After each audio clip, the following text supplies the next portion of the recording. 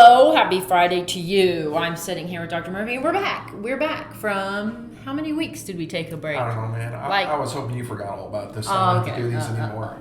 Okay. Well, it's been a while. We took a break because... It's been a great break, actually. It's been a great break, but we're renewed. We are restored, and we're just ready to rock this thing. To feel the healing powers flowing through my body. We're going to bring you better videos this year than ever before. That's our resolution. Okay. So, how Free Advice Friday works, in case you're new. I ask him questions. We let you know what he thinks.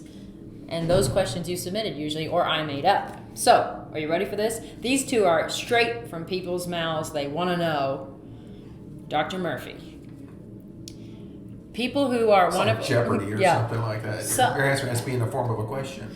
One of our patients has a daughter, and she's a vegan or vegetarian. I think either way, she's one of the eganisms, and she wants to know, she said her daughter has the worst gas. Mm-hmm. She said her daughter has bad gas, and she said she wants to know about beans, vegetables, cabbages. She said something about, does gluten in tomatoes prevent gas? No, not really. Is that a claim? I've never heard of that before. I haven't either, but... You know what? Is there something about gluten in tomatoes, if I'm saying it right? No, that's right.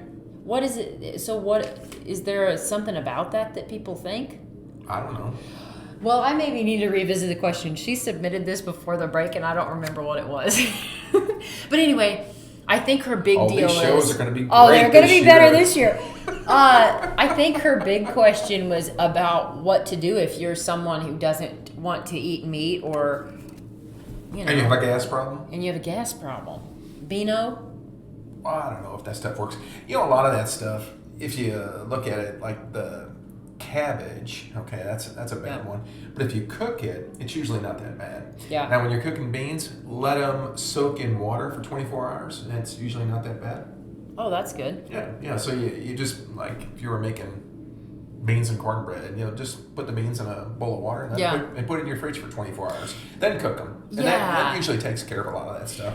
And I think that there's some index online you can look at in terms of, honestly, gas and the types of vegetables that would give you the most, or typically would give you the most gas. And also, just like what you said, look at if you cook it, does it change how that gives you gas? This is so interesting. Hey, you know what people all share is gas. We all have it.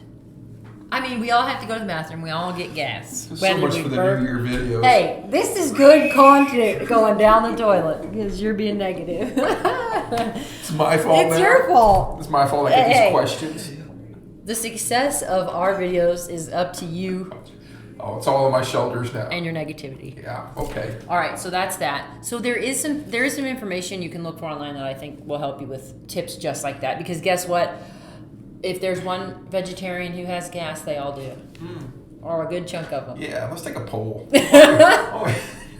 Vote below if you're a vegetarian who has terrible gas. Or vote on our second poll. Do you want to see these videos anymore or not?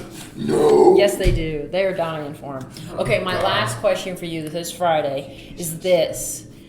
Blood pressure spikes. A lot of people who are on our weight loss medication, if you're new to this, we do weight loss at our clinic here and the one in Jane, Missouri. And a lot of times we have patients who said, well, I quit taking the pill because it was spiking my blood pressure, or I quit taking the pill because my doctor said that it was increasing my heart rate, or I don't want to have heart problems.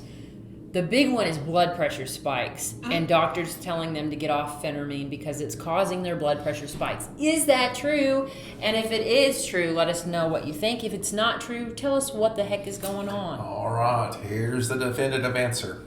I've been doing this since 1986, helping people lose weight since 1986. Wow. How many people with blood pressure problems on this medicine have I seen? 0. Blood pressure spike, big deal. Happens every day to every one of us. Have you ever driven through Arkansas, that traffic down there? Yeah. I swear to Christ on Friday, my blood pressure spikes. I actually come home some nights from driving through that state, and this happened just a couple days ago. I took my blood pressure. It was 182 over 115, okay? Jeez. Well, I'm not taking any phentermine or any other medicine to help me lose weight, and my blood pressure was spiking. You know what my doctor said? Me. Guess what? It's normal. Yeah. So, And as far as heart problems with phentermine, there is none. And if your doctor says it, tell him he's not informed and probably should read up a little bit about it. So, Yeah. no, Now, it doesn't happen. we do have some what's patients interesting, with Michelle? blood pressure issues, though, but it's not the phentermine, no. it's the overweight. It is, okay? Part. So here's the big deal, all right? Phentermine is a distant cousin, to amphetamines. Now, when I say it's distant, that means if you go to take a drug screen, you're negative, okay? It doesn't show up as an amphetamines because it is not amphetamines. I do not give amphetamines for weight loss, okay? So it's not. Let's be clear about that. Pediatricians and family practice doctors give amphetamines to children for treatment of ADD, and some other doctors give it to adults for treatment of ADD. Of all the medicines out there, those medicines should raise your blood pressure and your heart rate, but guess what? They don't either. So I don't even know what the hell these people are talking about. Blood pressure spike, you probably drove through Arkansas, or down range line, or something happened in your life, but it's not the phentermine doing it. Phentermine just doesn't, you take it and it's like going along just fine, all of a sudden, oh my God, it spiked. Yeah. It doesn't work that way. Yeah. So it's something else. Yeah. It's not the medicine. Yeah. And like what we said just a minute ago, Blood if you pressure do have spikes. a blood pressure problem, you may come here with that, but you may have a blood pressure problem that existed already. Yes. It is not a result of phentermine. Correct. And taking phentermine will not necessarily cause you issues if you have a blood pressure problem. Is that correct? That's correct. So just you should be informed.